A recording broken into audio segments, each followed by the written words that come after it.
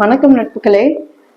நம்ம வந்து தியானம் பண்றதுனால எவ்வளவு நன்மைகள் நமக்கு கிடைக்குதுன்னு நம்ம வந்து தினமும் பார்த்துக்கிட்டே இருக்கோம். நம்ம வந்து தியானம் பண்ண பண்ண பண்ண நீங்க வந்து புத்தருடைய கதைகள்லாம் நீங்க படிச்சிருந்தீங்கன்னா, புக்ல படிச்சிருந்தீங்கன்னா உங்களுக்கு தெரிஞ்சிருக்கலாம்.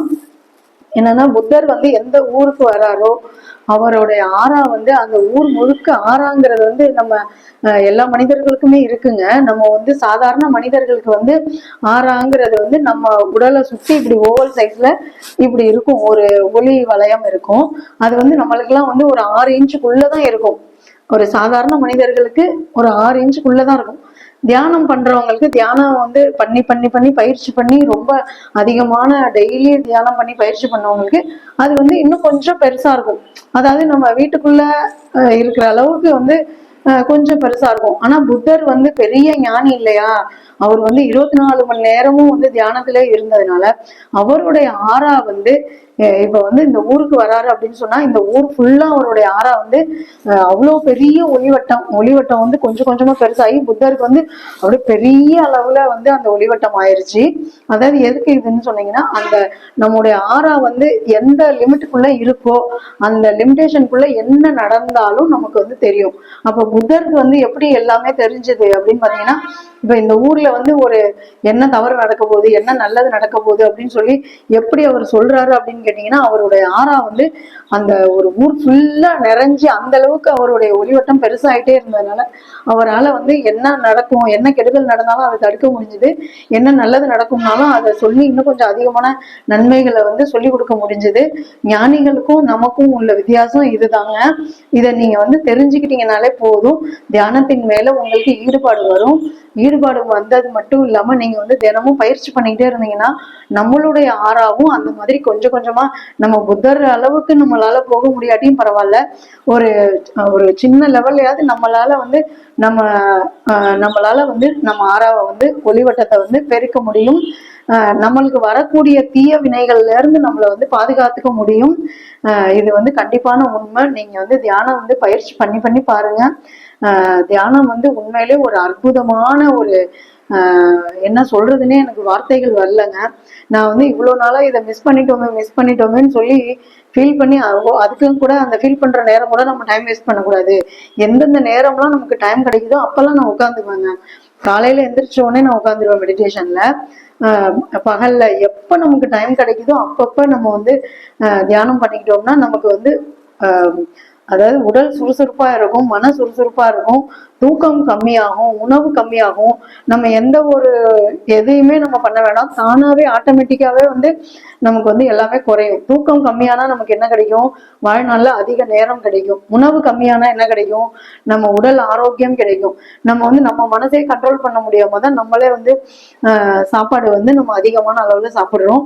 தூக்கமும் அதே மாதிரி தான். நம்ம ஒரு சோம்பேறின்னு நம்மளே நம்ம மனசுல ஃபிக்ஸ் பண்ணி வச்சுக்கிட்டு நம்ம வந்து நம்மளாலதான் எந்திரிக்க முடியாது, 4 மணிக்கு எந்திரிக்க முடியாதுன்னு, 4 மணிக்கு எந்திரிக்கணும்னு நீங்க சொல்லும் பொழுதே இன்னொரு மனசு சொல்லும், நம்மளாலலாம் எந்திரிக்க முடியாதுப்பா, நீ அலாரம் வைக்காத, வேஸ்டா ஆஃப் பண்ணிட்டு தூங்க தான் போற, அதுக்கு எதுக்கு வைக்கிற அப்படின்னு சொல்லும். அதனால நம்மளே வந்து நம்மளை வந்து இது பண்ணிக்குவோம். நீங்க வந்து ஃபர்ஸ்ட் எடுத்த உடனே நீங்க விடிய கிளம்புற எந்திரிச்சு தியானம் பண்ணணும்ன்றலாம் இல்லை.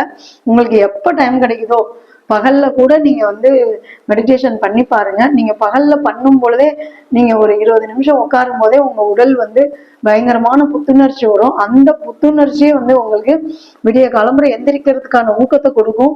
ஏன்னா ஃபர்ஸ்ட் நாள் நான் வந்து பகல்ல தான் பண்ணேன். ஒரு 12 மணி டைம்ல நான் பண்ணினேன். அப்போ வந்து பயங்கரமான ஒரு ஒரு 20 மினிட்ஸ் கூட இல்லை, 15 மினிட்ஸ் தான் நான் பண்ணியிருப்பேன். பிரிஸ்கா இருந்துச்சு. இது வரைக்கும் இல்லாத ஒரு புத்துணர்ச்சியை வந்து நான் வந்து ஃபீல் பண்ணேன். அப்படியே பயங்கரமான சுறுசுறுப்பா இருந்துச்சு. ஏதாவது பயங்கர ஃபுல்லா வேலை பார்க்கணும் போல இருந்துச்சு. சும்மா உட்காரக்கூடாது, படுக்கக்கூடாது, நம்ம ஏதாவது ஒண்ணு பண்ணணும் அப்படிங்கிற மாதிரியே மைண்ட் இருந்துச்சு. மறுநாள் காலையில அதே மாதிரி நான் வந்து அலாரமே வைக்கல, தானாவே எனக்கு வந்து 3:30க்கு எனக்கு முழிப்பு வந்துருச்சுங்க. 3:33க்கு நான் எந்திரிச்சேன். இது வந்து உண்மை. நான் வந்து அலாரம் வைக்கல, யாருமே என்னை எழுப்பல, நானாவே எந்திரிச்சேன். அதுல இருந்து நமக்கு வந்து சரி, ஏதோ இந்த உலகம் வந்து நமக்கு உணர்த்துது, நீ இந்த டைம்ல எந்திரிச்சு தியானம் பண்ணணும் அப்படின்னு சொல்லி இந்த பிரபஞ்சம் வந்து என்னை எழுப்பியிருக்கு அப்படின்னு நான் நினைச்சேங்க. அன்னையில இருந்து இன்னைய வரைக்கும் நான் வந்து 3:33க்கு எந்திரிச்சிருவேன். பகல்ல தூங்க மாட்டேன். நைட் ஆனா 8:30 8:45 நான் வந்து தூங்க போயிடுவேன். வந்து 9 மணிக்கெல்லாம் நான் தூங்கிடுவேன். ஆனா நம்ம வந்து 10 மணிக்கு தூங்கினா கூட, நம்ம அதிகமான வேலைப்பளு இருக்கிற அன்னைக்கு 10 மணி 11 மணிக்கு கூட நான் தூங்குறேன். ஆனா எந்திரிக்கிறது மட்டும் நான் 3:33க்கு நான் எந்திரிச்சிருவேங்க. ஆமாங்க, அந்த 3:33லயே ஒரு மேஜிக் இருக்கு. 333ங்கிறது நம்ம பிரபஞ்சம் வந்து நமக்கு நிறைய கொடுக்கறதுக்கு காத்துக்கிட்டு இருக்குங்க. ஏன்னா அந்த நேரத்துல வந்து நமக்கு அமுத காற்று வந்து வீசக்கூடிய நேரம். நம்ம உடல் ரீதியான ஆரோக்கியமும் நமக்கு நல்லா கிடைக்கும், மன ரீதியான ஆரோக்கியமும் நமக்கு கிடைக்கும், நம்ம வாழ்க்கையில எல்லா வெற்றியும் கிடைக்கும். அதனால நீங்க வந்து தியானம் பண்ணுங்க. தியானம் டெய்லி பண்ணுங்க. ஒவ்வொரு நாள் பயிற்சியிலையும் ஒவ்வொரு புது அனுபவங்க. நான் வந்து தியானம் பண்ண ஆரம்பிச்சு பல வருஷம் ஆனா கூட ஒவ்வொரு நாளும் நம்ம வந்து தியானம் பண்ணும் பொழுது நமக்கு ஒவ்வொரு புது அனுபவம் கிடைக்கும். கண்டிப்பா இதனால வந்து இந்த மனசு சந்தோஷமா இருக்கும். நீங்க முயற்சி பண்ணி பாருங்க. நன்றி, வணக்கம். இந்த வீடியோ உங்களுக்கு பயனுள்ளதா இருந்துச்சுன்னு நீங்க நம்பினீங்கன்னா உங்களுடைய உறவினர்களுக்கும் நண்பர்களுக்கும் ஷேர் பண்ணி விடுங்க. லைக் பண்ணுங்க.